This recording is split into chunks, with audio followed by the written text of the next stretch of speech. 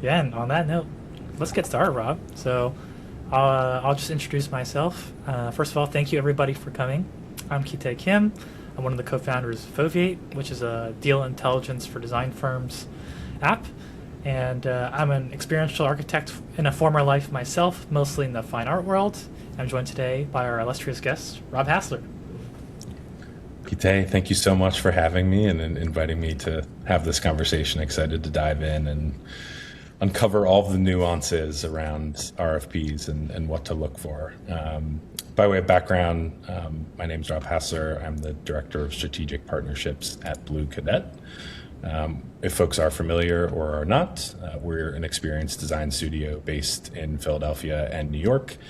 And we focus on building interactive exhibits, digital installations, and platforms that power places like museums, cultural institutions, and mission-driven orgs. My background comes from the world of new business and marketing. Early in my career, I cut my teeth in the cultural sector, left that world for a little bit, and oversaw new business and marketing teams for a few different architecture studios. Then came back into the world of digital product, and I've been with Bluecadet now for almost 4 years, coming up this summer. So I have seen hundreds of RFPs in my day, and it is core to the work that we do. Yeah, Bluecadet is an amazing agency for you guys who are in the museums or experiential sector. You guys should definitely check out their work, see all the cool stuff they're doing. And with regards to RFPs, I used to be in the fine art side and art design studio for Rafael Lozano Hemmer. I was a Mexican media artist, and I was there for 6 years. And my entire first year was just doing RFPs. So I'm very familiar also with that side of the work, although I was mostly on the design side. So a little bit less BizDev than Rob, and more figuring out how to take our design concepts for what we wanted to do with these public artworks, and then turn them into things that clients could actually understand and want to fund. And recently, Rob and I have been talking a lot about just the world of RFPs and basically how we exercise these relationships with clients, how to look out for the red flags of potentially bad clients who could ruin your life for many years. Hopefully not, but it's happened. So I think we've all been there. And then, yeah, recently we've just been talking about what are the ways that we've been qualifying these different clients, and kind of the things that we've seen popping up with RFPs again and again. What are these patterns? And then we decided, let's just have a live stream about this, invite some other biz dev folks, design folks, and basically offer you guys a little bit of RFP therapy. I love it. Yeah. I mean, I think, it's interesting where many of us are coming into this conversation working for an organization or an agency that has some component of their work where they're going through a process of competing by way of a formal document, like a request for proposal, right? And some of that nomenclature can fall to a request for interest or information, a request for qualification, and then seeing these things through to interview processes, et cetera. And so I think one of the most interesting things about this conversation that am excited to dive into is the language elements of how to actually look at these documents and start to see pattern recognition, but also the human side of it, right? There is a relationship component of this where you're responding to these things oftentimes not in a silo. There's client communication.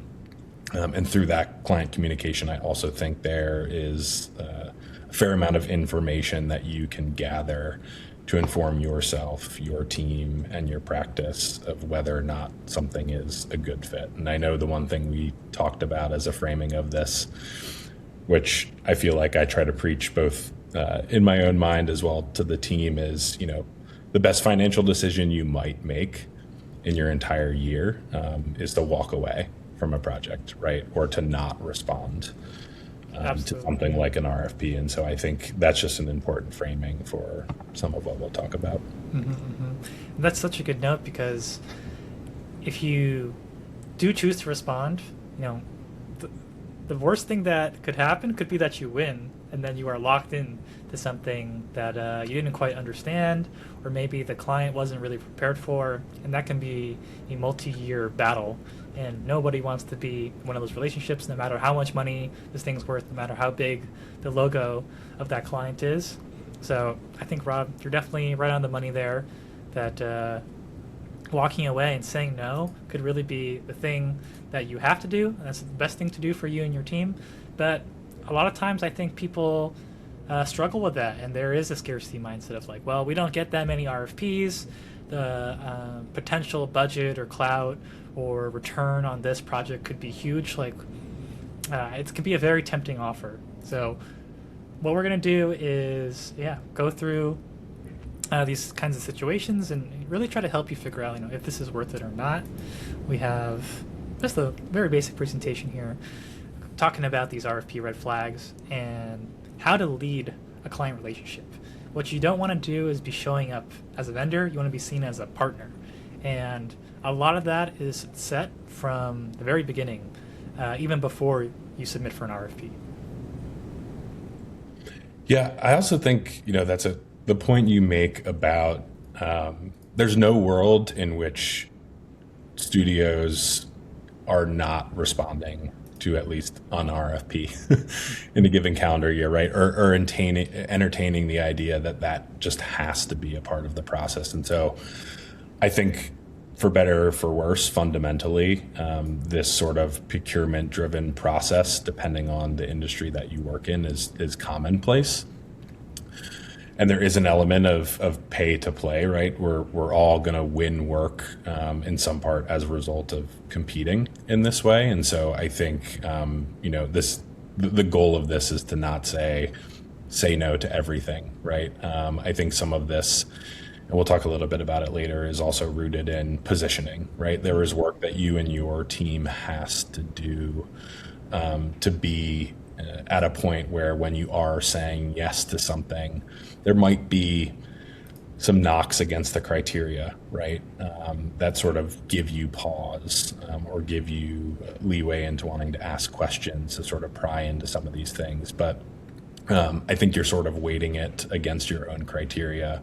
And if you're hitting that threshold where, maybe some of the answers to questions are not sufficient, but the majority of the project is still of interest, you might end up responding, right? Because we all have to sort of enter in that thought process.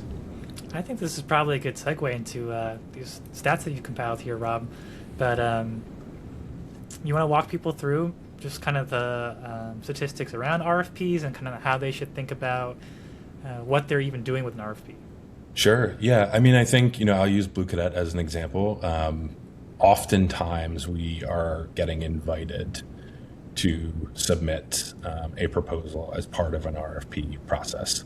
So a small fraction of projects that we pursue are through a public entity, right, or a state procurement or some federal level organization. But I know that there are a lot of agencies and teams out there, right? Like if you work with folks in the Smithsonian ecosystem, right, you're often going through a pretty buttoned up process. And so I thought this was just an interesting place to start because there is a fundamental statistics-based way to look at this from the jump, right?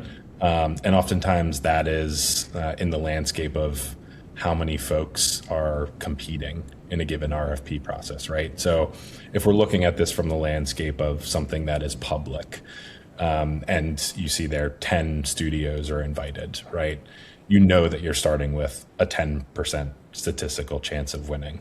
And that decreases with the more studios that have been invited, right? And if it's fully unguardrailed and 100 studios can compete, right, you're looking at a rate of zero sum for diminishing returns. And so I think you're factoring that in with the juxtaposition where if you are getting invited to participate in a process and there's only 6 studios, right? Or you're asking the question of, can you share with me how many studios are invited?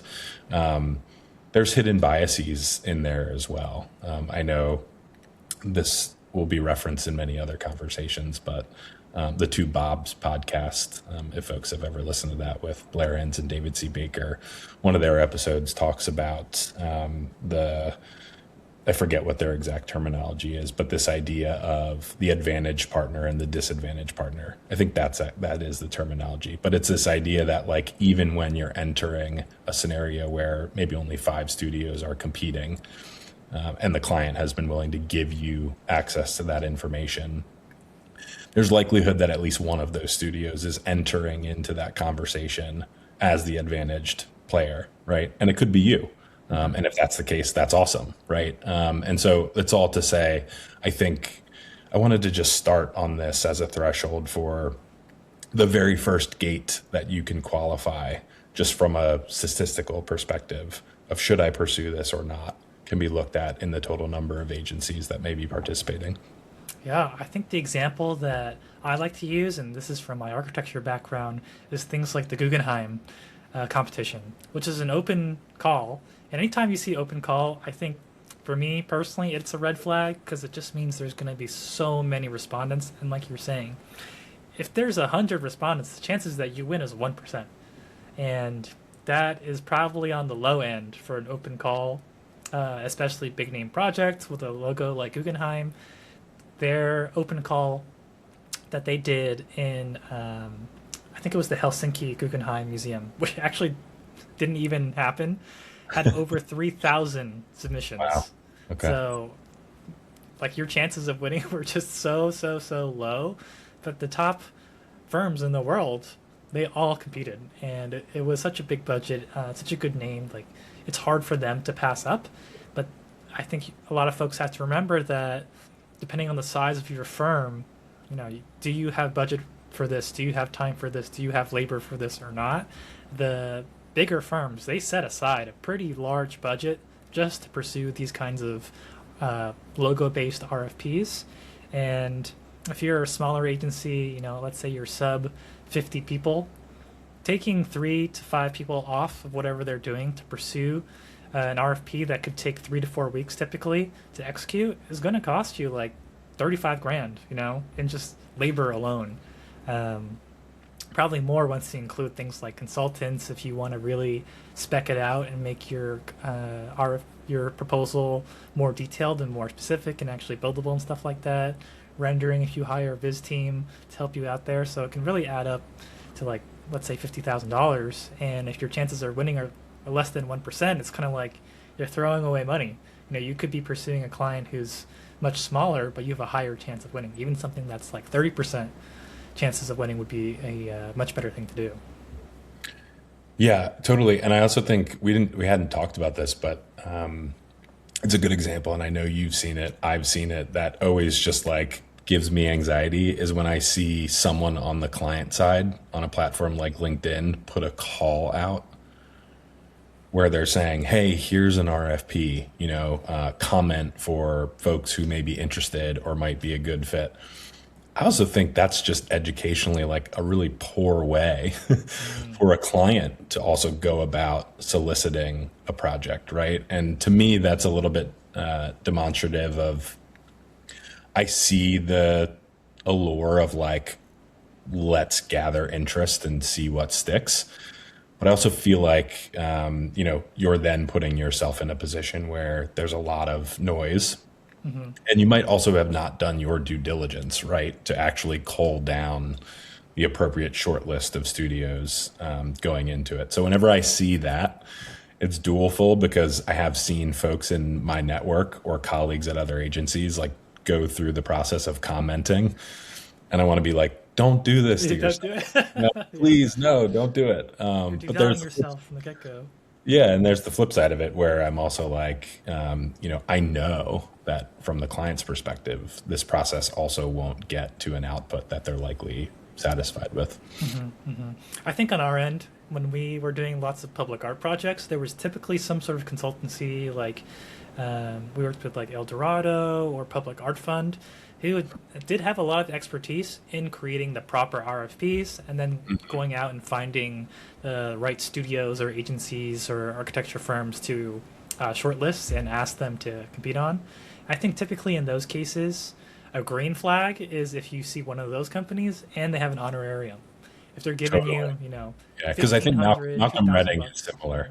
Yes, yes, exactly. Right, because it's like they've done their due diligence, and it also hits the mark of what you were categorically describing as that like big competition, right? Like Dallas Museum of Art or somewhere else, where it's like, you know, everyone's going to be interested, but it's also at an acumen level where it's respectable enough that people take it seriously. And you can see if you've seen that consultancy like Malcolm Redding on it, the RFP process is going to be verified enough where even if you do have a very slim chance of winning, you know that the RFP was designed well. You didn't necessarily waste your time. You just had a low chance of winning. But the process won't have the red flags that typical other ones will. And I would add, we're talking about RFPs right now a lot of time in like a more public sense, but I think at least in my experience with the art world, so many RFPs do occur that are private. They're just not necessarily as structured as the ones that we're necessarily talking about. I think there's many situations where clients, owners, they do sort of RFP farm, where they are putting out a call to a short list of people.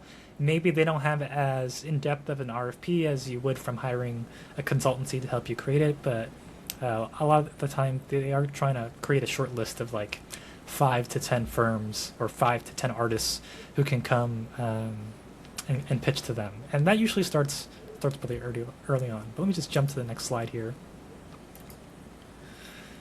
So here we have leading with the human side, and this is what Rob was getting at earlier. But even before you submit a proposal to a client, try to read their behavior, right? Like there's going to be the numbers and the language, the verbiage that we see in the brief. But what about all the stuff beforehand? Maybe you can walk us through that, Rob. Yeah, I mean, I know one thing we've talked about, which you'll hear time and time again, and it sounds cliche, but I think it's true, which is like, some of this client vendor relationship and responding to RFPs is like dating, right? Yes. My favorite analogy for this. It's relationship driven, right? And so I think, there is this dynamic rooted in sort of like a power dynamic that is the like vendor holds the cards. The client holds the cards. Vendor is going through that process of like, can I ask this question? How do I approach this? And I think in our case, right, as I imagine in yours, is like, it might be a really cool project with the thing in the built environment and the output, but like we want to work with people that are passionate, nice, like genuinely care about the work and see us from the jump as a partner. And so I think I just was thinking about this in the context of there are a number of signals that I feel like are important to think about that can be picked up on either side, but in that relationship of vendor and client, right? Where, again, we'll dive into it a little bit more, but when you think about questions that you might ask a client, right? And on the surface, if there are questions like, can you share how many agencies are competing with this? There's a large percentage of folks who will never uncover that, right? For a number of reasons, or the process by which there's a Q&A period and deadlines are getting shifted, and so things happen, right? Decision and inflection points change, but I do think it's important to just think about the relational side of this and how folks are interacting with you, right? Mm-hmm. Are they treating you as a vendor in a traditional sense where they want a proposal, they want numbers, or, when you say, hey, I'm a little unsure about this project, are you willing to get on a call and talk to me, right? That makes a world of difference. If folks say, no, we're not willing to talk to you, that should be a flag, right? If someone says, I'm more than happy to take a half hour out of my time to answer any preliminary questions you have or tell you more about the project, it may also save you a bunch of time because at the end of that call, maybe it's mutually not a great fit, right? Mm-hmm. Or it's confirmation for you that this is something that you would want to move forward with. And oh, by the way, the person on the call seemed like a kick-ass human being, right? Yeah. And they can validate or invalidate ideas that you have about your proposal that you may not have known. So, I think a really good way to phrase this call to initiate it with the client side is just ask them like, hey, can you just jump on a call for 5 minutes and explain some things to me, clarify some things so I can make a better proposal for you? And I would say that usually helps move them along and want to speak to you, because they, at the end of the day, they do want something good out of you. And I think sometimes if you just follow up and say like, hey, can you have a quick minute to chat? People can get kind of caught up being busy, or think that talking with you is not that important. But if you frame it in a way where it's going to benefit them, then I think typically they're a little bit more open to that. And with regards to the dating analogy, I think about it like, if there's this person and they're putting themselves out there and they're trying to date around and they're trying to attract as many people as possible to speak to them. To your noise comment, it's just going to be really hard for you to actually have a serious conversation with them. So like, look out for that from the get-go. And if they're willing to sit down with you and like go on a date before you ask them out, right? That's kind of like what this clarifying call is. That's just a good sign that you could work together in the future. And you should basically be doing all these little things to set yourself up for success later, so that you don't get stuck in a bad relationship. Totally. And I think maybe a concrete example that I see fairly often is, when things come in inbound for us, there's a percentage that do come through sort of that procurement arm, right? And you can picture it's the email, which is, hey, Rob, hey, at Bluecadet, we're really interested in you submitting a proposal for this higher education website project. Here's the 10 sub-forums that have to be filled out. Here's when the Q&A deadline is. But you've never interacted with that person before, right? And so even from the jump, you are having to commit to submitting a proposal without ever having a formal conversation, with the hopes of getting to that interview stage where a month will go by. And that's the first inflection point where you're actually on a Zoom or a call face-to-face with people you'll be working with, right? Mm-hmm. And the flip side of that is oftentimes you'll get a similar version with an attached RFP inviting you to bid. And someone might say, let us know if you want an introductory call, or, we're having a call with someone later this week as part of an RFP process. They actually mandated that you have a call with them to get to know them the week prior to submitting a proposal, which I think is great, right? Amazing. And so you can sort of take those two juxtaposed examples, and it may seem obvious, but those are really good signs and signals to look out for when you're thinking about pursuing something from the jump. Completely. You just want to see what are the green flags too. I mean, we like to talk about red flags, but what are the green flags, right? That someone's going to be a good partner. Yeah. And I also am like, because I've seen so many RFPs in my time working in creative agencies, I make it a point to always compliment someone when they've written a really well thought out RFP. Because someone still has to put that work in, right? And there's a quality side of it too. Yeah, and it's hard. I would say a lot of the negative things we're going to talk about today about clients or red flags is not out of malice, but typically incompetence or just a lack of knowing, a lack of knowledge. So I don't think most clients have bad intentions and they want to just like get free work out of us. I think many of them just literally don't understand the process because they were never taught how to do it properly. I think especially in experiential, even more so than architecture, it is a difficult thing to know how to do. I would say, think about like your mom trying to hire a contractor to redo her kitchen. My mom just redid hers, so that's my example. But like she has no idea who's going to make a good architect, who's going to make a good contractor, good builder, good designer, right? And be able to achieve what she wants. If you ask her to create an RFP, she'd feel like, I don't even know what that is, right? And I think the reality is there are so many people on the client side who are actually like that. They've kind of been thrown into the deep end, and their boss tells them, "Hey, make an RFP and go find 5 to 10 design firms who can do this," and that usually gets delegated downwards. So I think that's why, if you do see a variance in the quality of RFPs, that could be one of the reasons.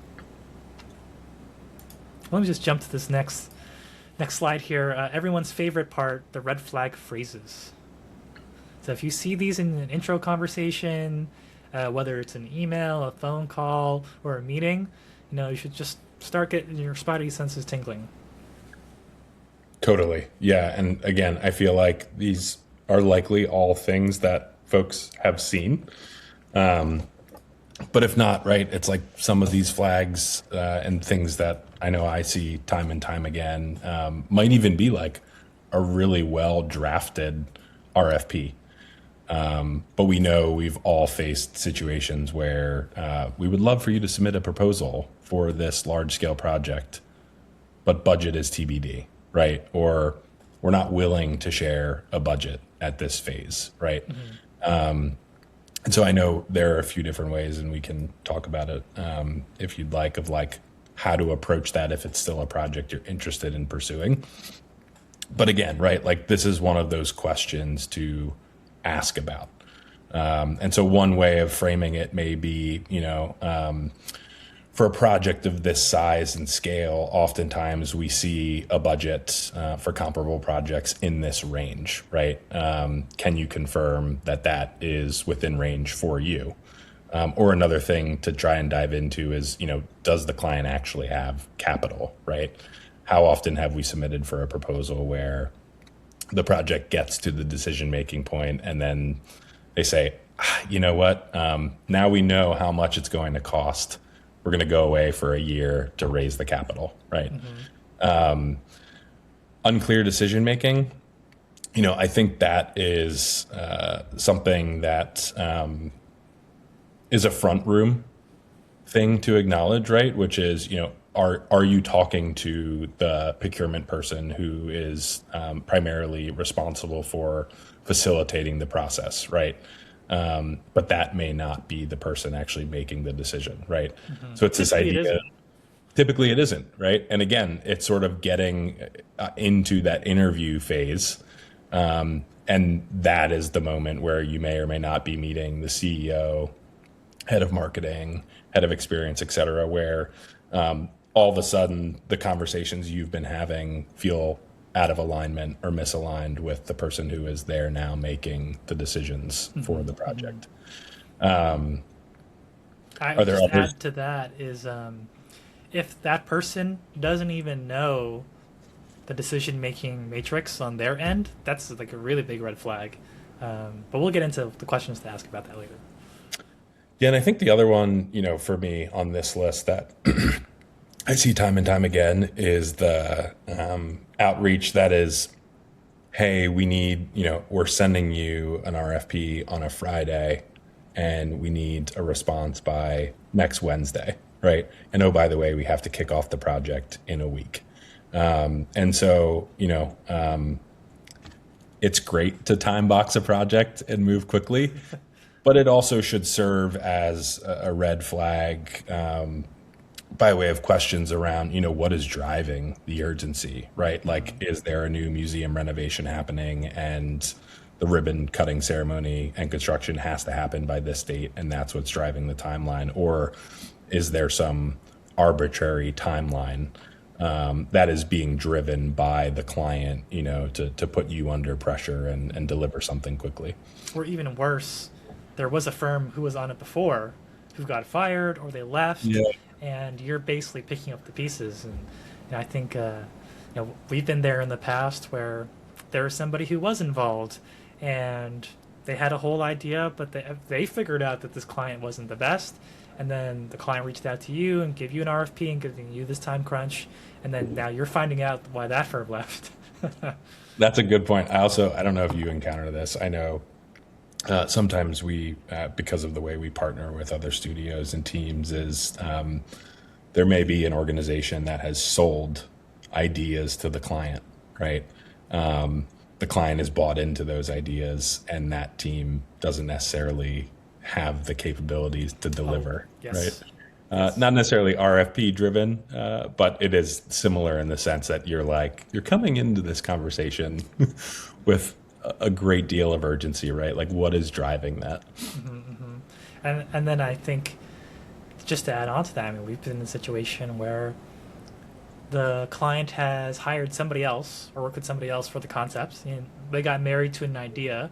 That idea could have been totally unrealistic because this other agency just had the right relationship with the client.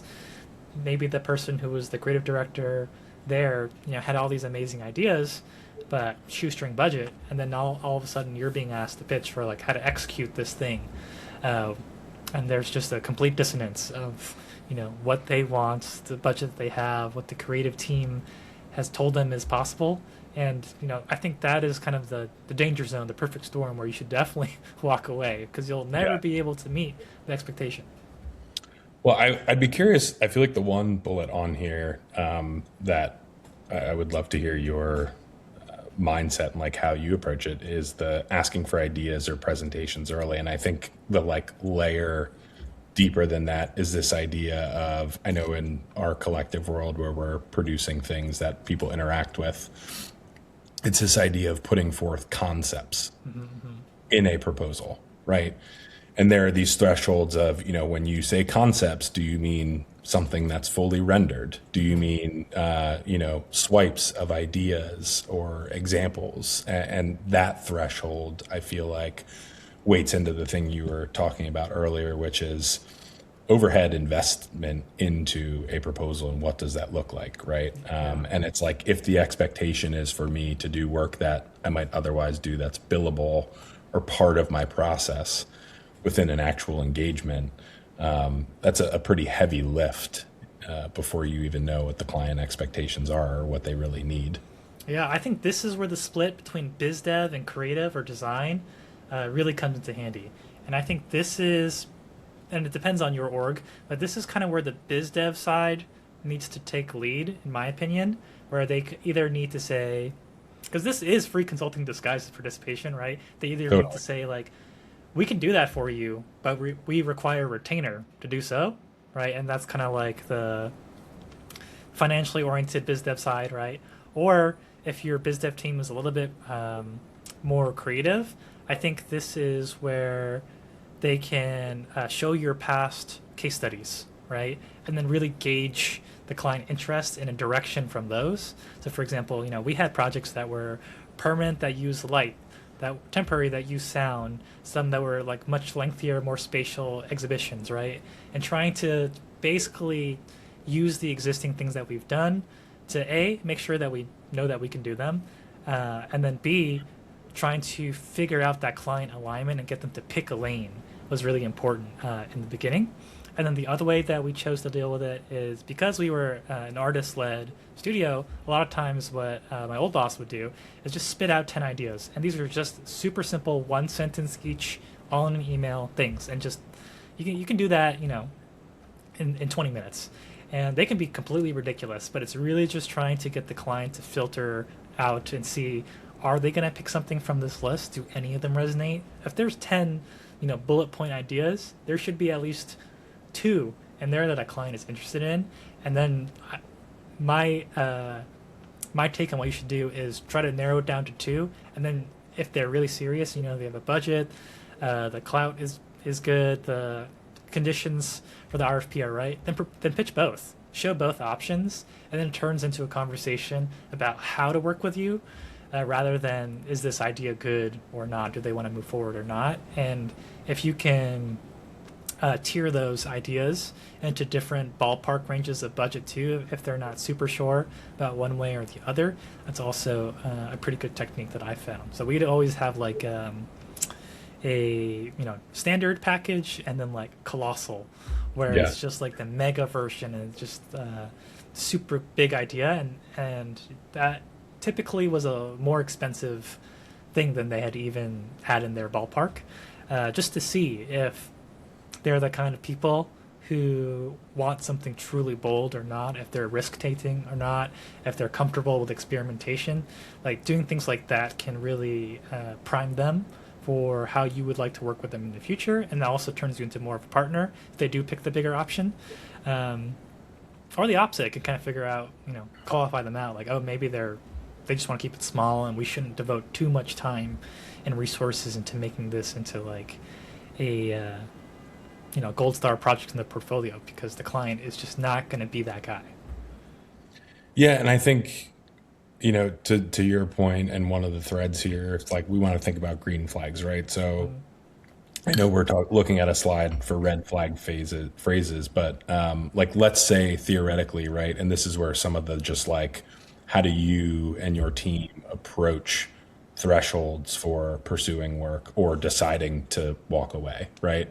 So if you look at these bullets, there are examples where unclear decision making down, maybe all of those things you've actually received great answers for, right? And there's just this, like, the client will not share a budget, right? And how do we approach this? And I think your point of, there is due diligence of, in the same way you want the client to demonstrate what a good partner looks like, is, you have to put your expert practitioner hat on and say, maybe they genuinely don't know what the budget is, right? And so maybe the best way to respond to that, because we're interested, and even though we don't have this answer, we've hit this threshold to pursue it, is to put forth options, right?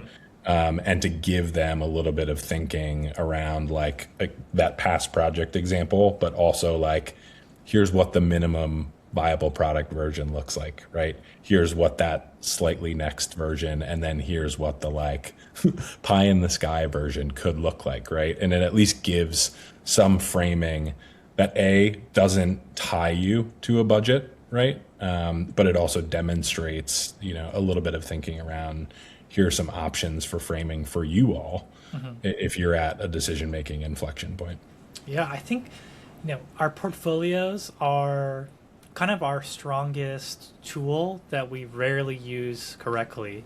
And I think that's partly because our portfolios are not like interactive in the way that maybe they should be.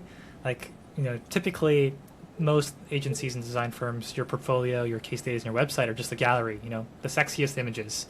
But I think something that we figured out at my old firm that was really helpful is when you document not only the creative output of that project, but everything else around it in terms of the budget and the timeline and all the information, like cost per square foot, let's say if it's an installation or exhibition or something like that. That just gives you ammunition to go back to a client and be like, here's this project, this is similar to what you want. Maybe your space is a little bit bigger. Like if we multiply this by 10% to match the square footage that you have in your museum, like the budget would need to do the same, obviously. So you can kind of use that to be able to make sort of like a little interactive calculator, if you think about it, for the client, have them understand. And you do have to preface it with like, this is not going to be perfect, right? If the concept that they want to do is completely different than the project you're showing, then of course that's not going to match. But I think if you do have a variety of case studies in your back pocket that you can pull out, it does have those prices for each project. It does give them the ability to self-select, and if they do know their budget but they don't want to tell you, they will naturally like look at the price list and see what can we afford. It's kind of like when you go to a restaurant and you see the wine menu and you see there's a huge range of wine from like your $25 bottle to your $300 bottle, and just naturally people kind of like fall into a certain range. They're like, this is what I'm comfortable spending on this thing. And that's kind of what you want to get to, is like, what is the ballpark that they're in, and how do we make it easy for them to basically tell us that without actually telling us? I think the case study example is interesting as well, because like why you want to know in some part who the stakeholders are is when you are tailoring something like a case study in the same way that, you shouldn't and wouldn't take a generic resume and throw it out to 100 different job applicants, right? Like you'd want to tailor it in some part to the folks who are reviewing it. If you know that someone from the marketing team is representative in that decision-making group, someone from the design team, someone from the financial team, right? Like I know we've talked about, it's like the the finance person isn't going to look at the chart of how you work per se, but they want to know what the bottom line dollar is. The same way that the marketing team might want to know like what the actual return or KPIs are of that experience, right? And so I think something like not having access to that can also be detrimental to you with the ability to shape your proposal in a way that really speaks to those things, right? Because it then becomes a blind spot ultimately when you're competing for work. Right, and if you don't know those things, then how can you comment on them? And there's been so many proposals that we've done in the past where we've lost, and we asked them why, and they were like, he didn't talk about this thing. And then we're like, we had no idea that was even our criteria. We would have if you told us. It should have been more clear, but you can't. After that, it's done. You can't go back and they can't rewind their awardance. So, but getting into the questions that you can ask, this is why it's important to have these intro conversations before you're at pitching and try to figure out, who are these stakeholders, who's the decision maker. Yeah, like you were saying before, why is this deadline so urgent or not urgent, or this very specific date, something like that. And then what does success look like? And we could change the word financially to basically any other adverb based upon the role of that decision maker, right? And when you get to these larger projects, I forget what the stat is. There's like an average of, I don't know, like 11 stakeholders on major projects or something like that. So there can be quite a few voices in the room or rooms that you're typically not even privy to. Yeah, I mean, I think the Q&A component of this process is immense, and is outside of some of those preliminary things around statistics and whatnot of initially receiving an RFP. This is a major inflection point for you and your team of whether or not you might pursue something. So like we have an opportunity that we are really interested in the organization and the work that they're hoping to do. The budget is sitting on this threshold where it doesn't feel entirely feasible. So I'm actually expecting responses by way of questions this week that essentially we're using as like a final go, no go inflection point, right? And some of that is trying to gather, are they willing to phase things, right? What is important to them and what are their priorities? And so it leaves the door open for this notion that, when you are hitting some of these red flags, they could turn into green flags by way of the Q&A process, right? And ultimately they're set up if you have the ability to go through that Q&A period to be able to make that final decision before going down the rabbit hole of assembling a proposal. And oftentimes you're able to see responses if it's in a competitive process and the client is willing, they'll assemble all responses to questions, right? And so you can also see, how are other people thinking about this? Every single team asked about extending the deadline because we only got 2 days to respond to it, right? That's a common one, yeah. Yeah. And I think, on the subject of these red flags, there are these phrases that we've all seen them, and we kind of just have to have the dog whistle moment about them and like, have our ears perk up when we see them. But like Rob is saying, you really do need to investigate them further. You can't just say no right off the bat.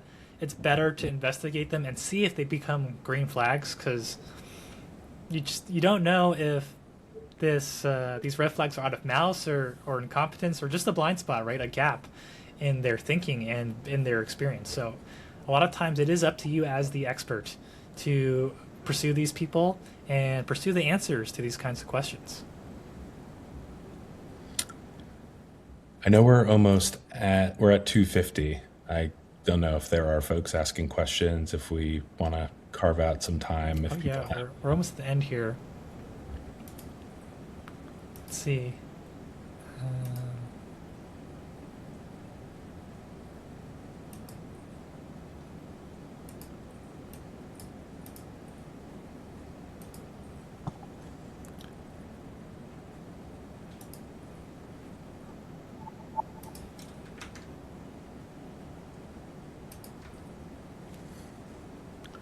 Rob, do you have the chat open? I don't think I see any questions.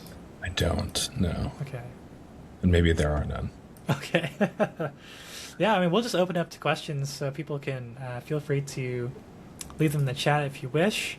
Maybe we just kind of gloss over these while we see if any questions come in.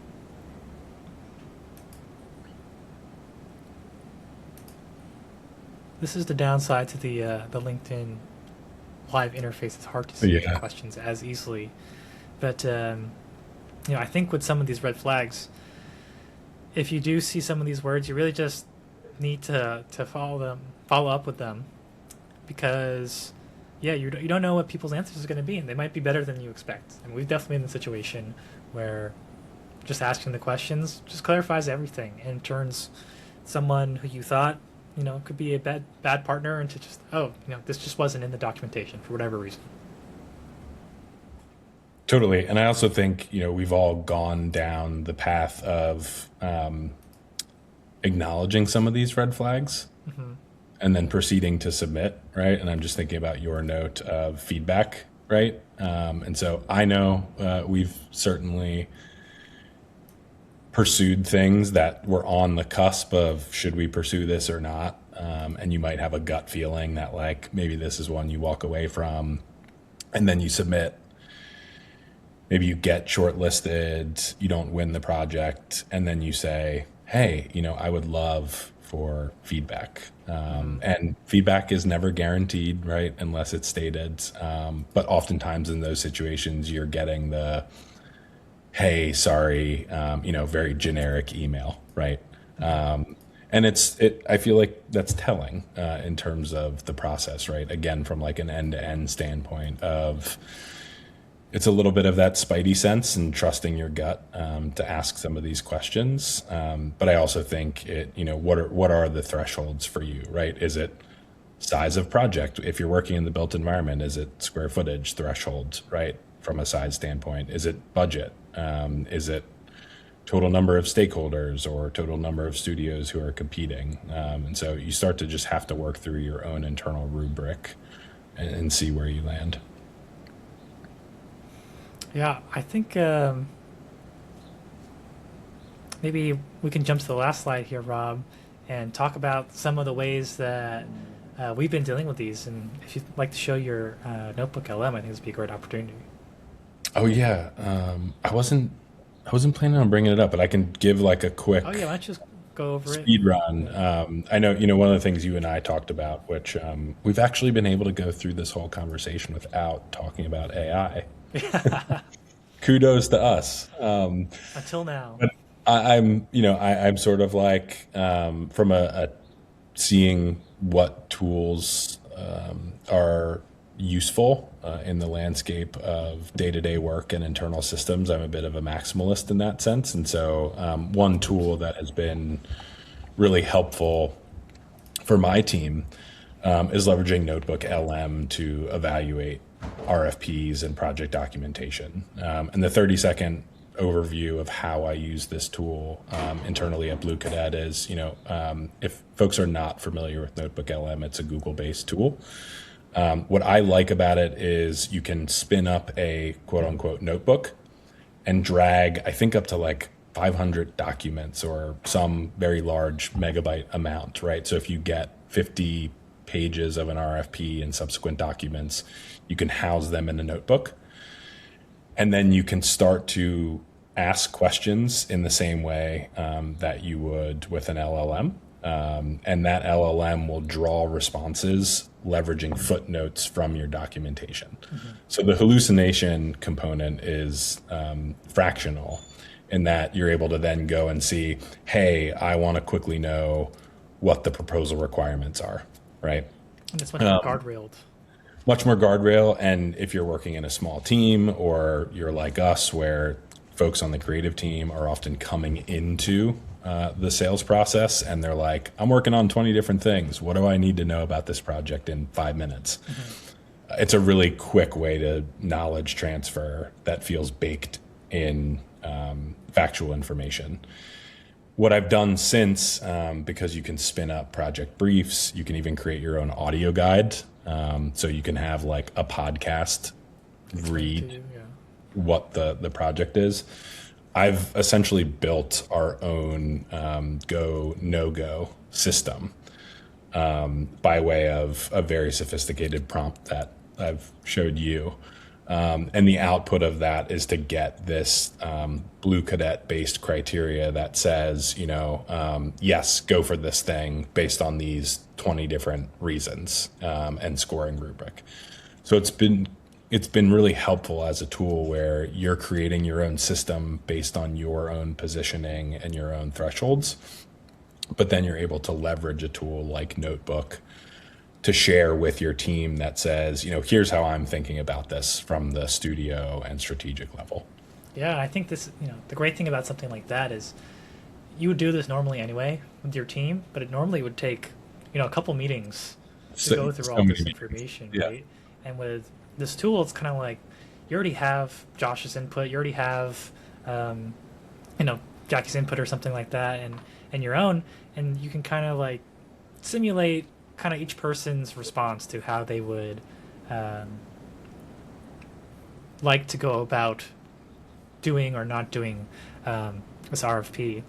I think and for Foveate on our end, something that we've been doing is adding a form builder to Foveate. So for me, I really like this idea of quizzes and giving clients something that feels easy for them to do and like they want to do. So something that I've made is I call design personality quiz, and basically this is trying to figure out things like a client's preferred name, trying to figure out, I'll just put in Rob here, trying to figure out like how frequently they like to communicate, basically figuring out their preferences similar to what you would kind of get at a luxury hotel or something like that, and try to suss out like a client's ballpark budget, and if you can't get that, try to get their approach to the budget. So if they tell you we want design that goes big or goes home, right, you kind of know this person's probably willing to spend a little bit more money if they want them to impress other people, right?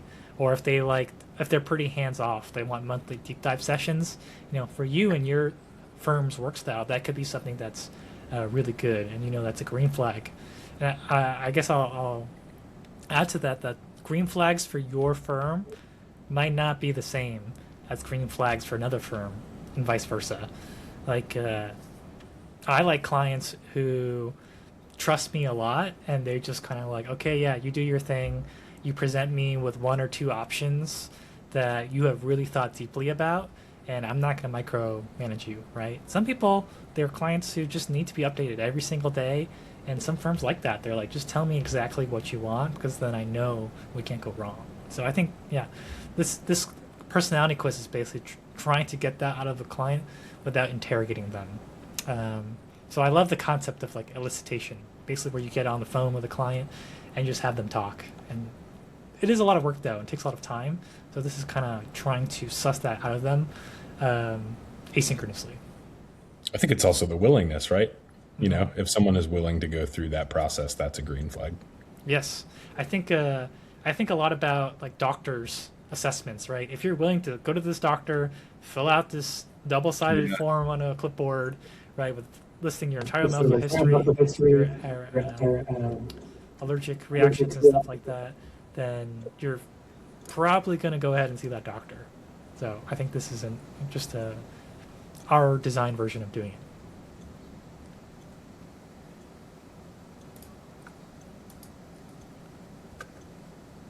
But yeah, I think we're just coming right up on 3 p.m. here, so maybe we just wrap this up, Rob. Okay. No one asked the question. I guess not. Let me see here.